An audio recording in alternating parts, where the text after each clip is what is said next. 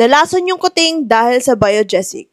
Hey guys, Doc Ara here. Let's talk about paracetamol toxicity. If you've seen my other videos, palagi itong sinasabi, nakakalason po ang paracetamol or any medicine na may component ng paracetamol sa mga pusa at aso natin. Pinaka-lethal ito kahit small dose sa mga pusa natin. Bakit nga ba nakakalason ang paracetamol sa mga pusa? Ang paracetamol kasi natin may component na tinatawag na acetaminophen. And ang mga pusa natin, hindi nila kaya i-metabolize ang acetaminophen. Since hindi nila ma-metabolize, nagkukos ito ng toxicity sa kanila. Ang history po nito, itong patient natin, nabigyan po siya ng kalahating tabletas ng paracetamol. Usually, 500 mg ang isang tabletas. Hinati ito, so 250 mg.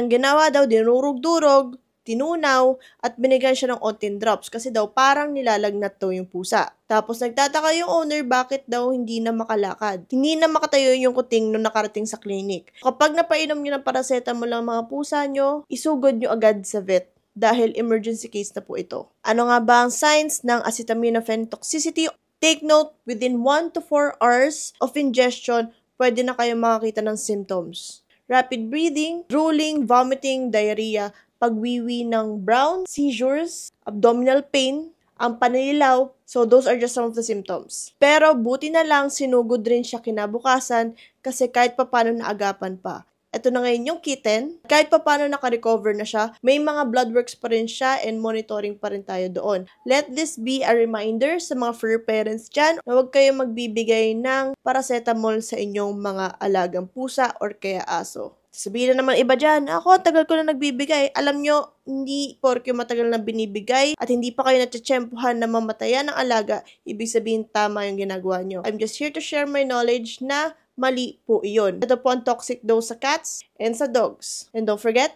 consult your veterinarian.